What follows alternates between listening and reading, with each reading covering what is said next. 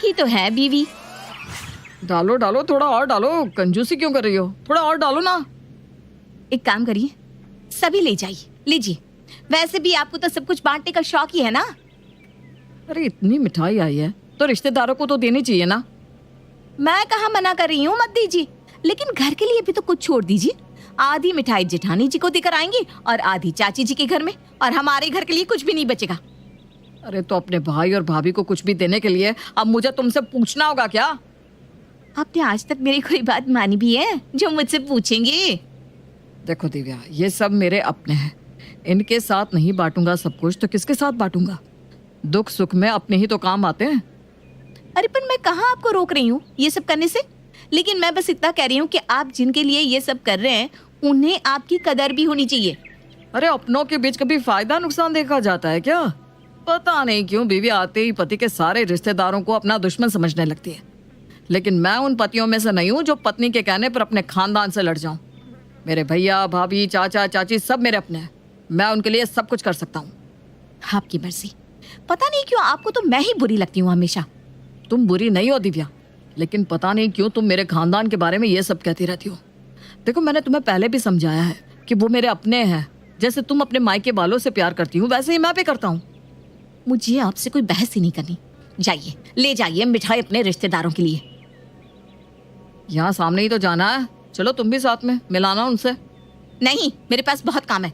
मेरे पास वक्त नहीं है आपके रिश्तेदारों के साथ बैठकर गप्पे लड़ाऊं। तुम और तुम्हारी बात है सच में। ठीक है, मैं भैया और चाचा जी के घर देकर आता हूँ मिठाई।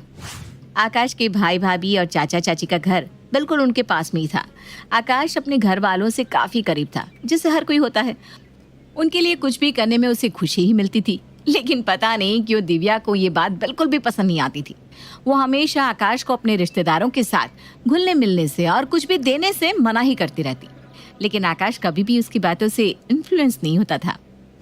भाभी कहाँ हैं आप? अरे आकाश तुम आओ आओ।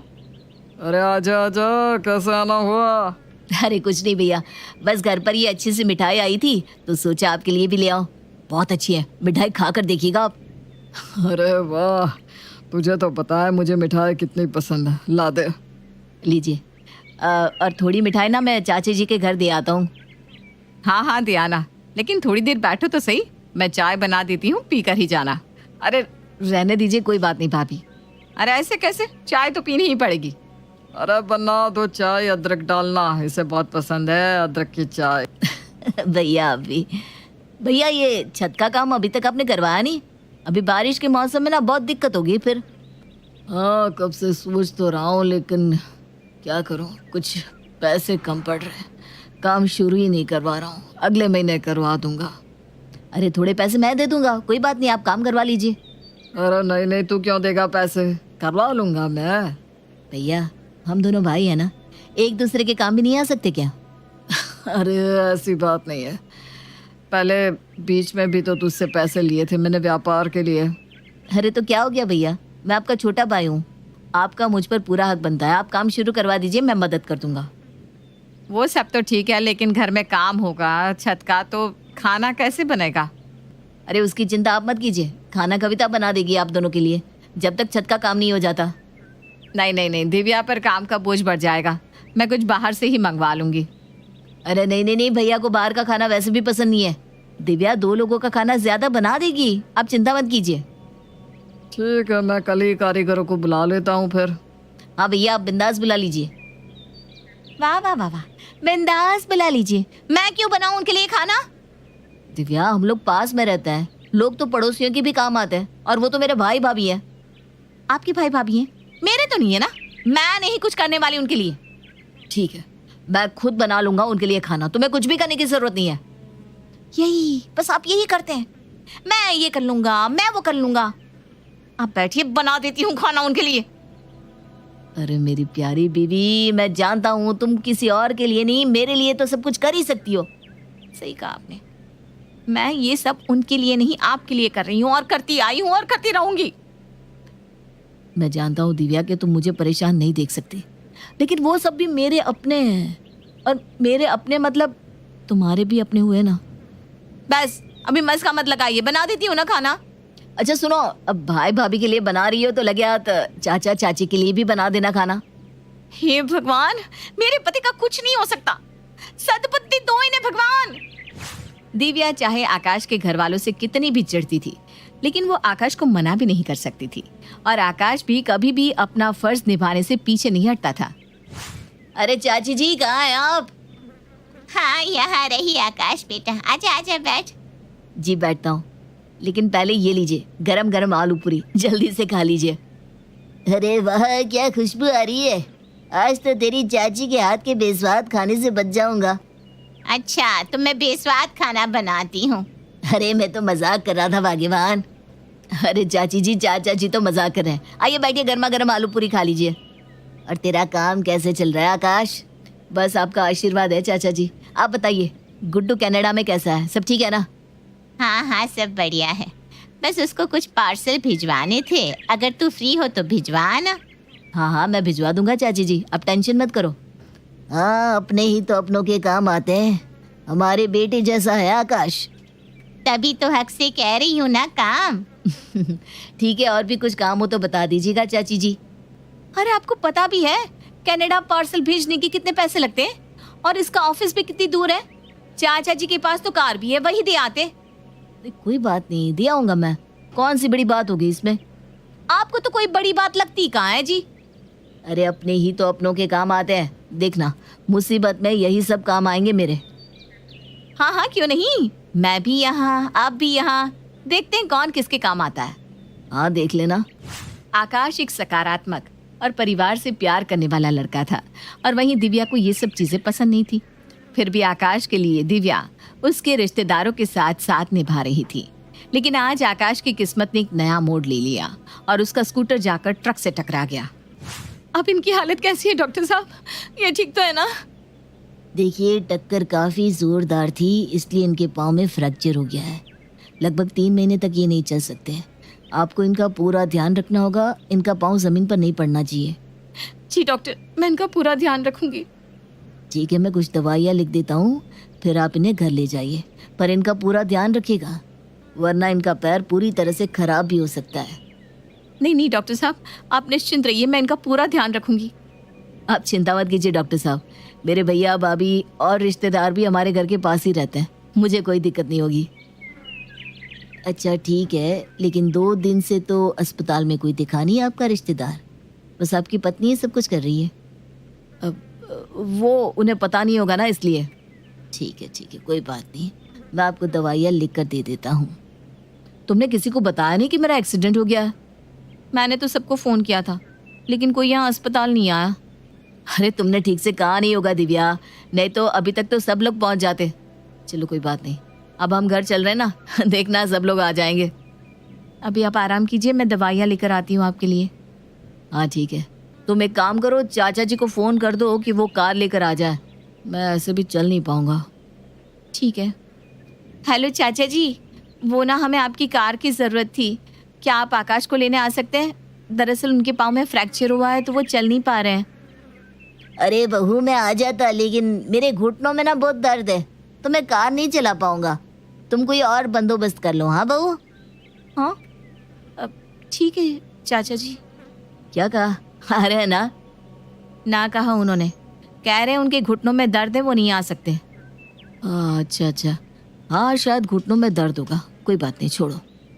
आप चिंता मत कीजिए, मैं टैक्सी ले आती हूँ, आप यहीं आराम कीजिए। आकाश की इस हालत के बाद दिव्या अकेले ही उसका ख्याल रख रही थी, और अभी तक तो कोई भी उनकी मदद के लिए नहीं आया था। दिव्या जैसे तैसे टैक्सी लेकर घर पहुंचती है और आकाश को गाड़ी से बाहर निकालती है। अरे मेरे पास तो पैसे ही नहीं है, लगता है बैंक से निकलवाने पड़ेंगे। अरे तुम भैया से ले लो ना टैक्सी का भाड़ा, फिर उन्हें वापस कर देना, अब इस वक्त कहाँ बैंक में जाओगी। हाँ ठीक है, अब भैया आप 1 मिनट रुकिए, मैं सामने से अपने जेठ जी से पैसे लेकर आती हूँ। दिव्या सामने अपनी जेठ जेठानी के पास टैक्सी के लिए कुछ पैसे मांगने जाती है। अरे दिव्या, मेरे पास तो छुट्टे ही नहीं है। और मेरे पास तो पैसे ही नहीं होते, तुम तो जानती हो ना, अभी सब्जी पे ख़त्म कर दिए।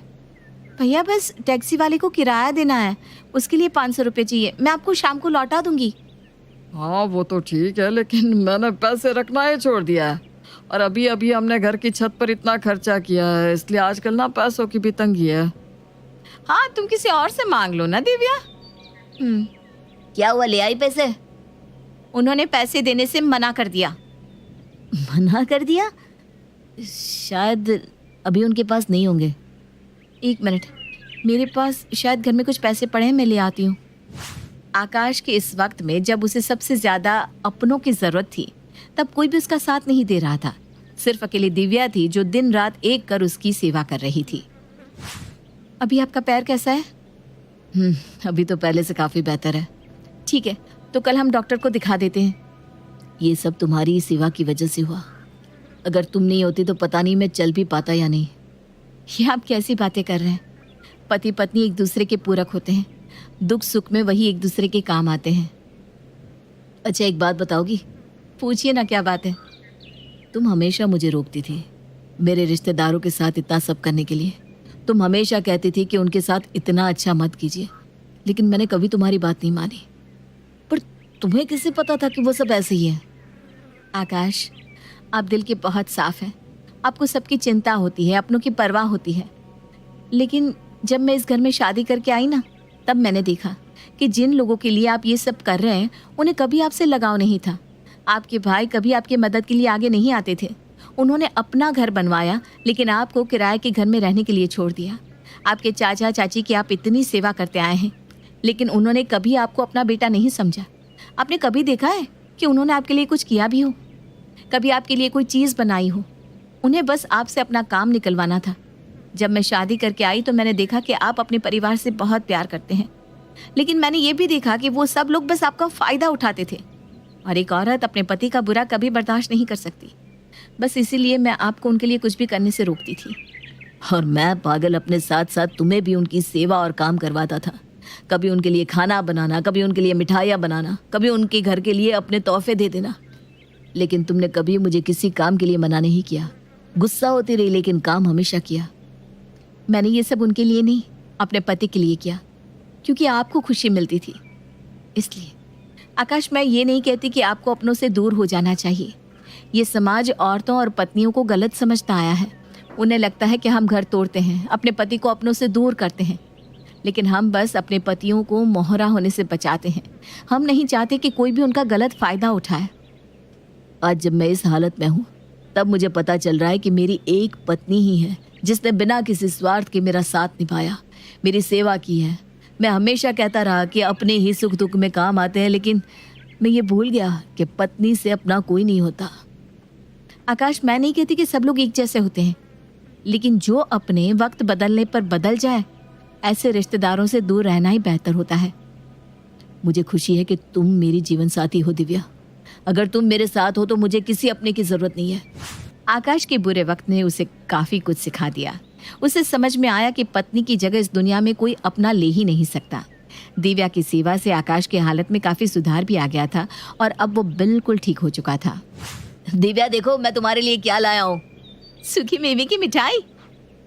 अरे वाह, सूखे मेवे की मिठाई, क्या बात है। लगता है हम सब सही समय पर आए।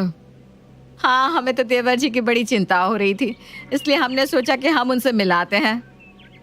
हाँ, अब कैसा है आकाश बेटा? कविता बहू, आज तो हम सब आकाश के साथ ही बैठेंगे। ये मिठाई भी खाएंगे और खाना भी साथ में खाएंगे। इतने वक्त के बाद आकाश ठीक हुआ है। तुम सबके लिए मिठाई और पकवान बनाओ दिव्या। आप सबका बहुत बहुत शुक्रिया यहाँ मेरा हालचाल पूछने आने के लिए। और रही बात इस मिठाई की, तो ये मैं दिव्या के लिए लाया हूँ, उसे बहुत पसंद है। और हम आज बाहर खाना खाने जा रहे हैं, तो आप सबको अपने घर जाकर ही खाना खाना पड़ेगा। अरे कोई बात नहीं, हम सब भी तुम्हारे साथ होटल में चलते हैं खाने। क्यों? हाँ, सारे अपने लोग मिलकर खाना खाएंगे। आप सब बाहर खाना खा सकते हैं, लेकिन आज मैं सिर्फ अपनी पत्नी के साथ बाहर जाना चाहता हूँ। सिर्फ एक ही तो पत्नी मेरी है, मेरी जीवन साथी। तो आप सबसे फिर कभी मुलाकात होगी। शुक्रिया आने के लिए। चले मेरी बीवी। हाँ।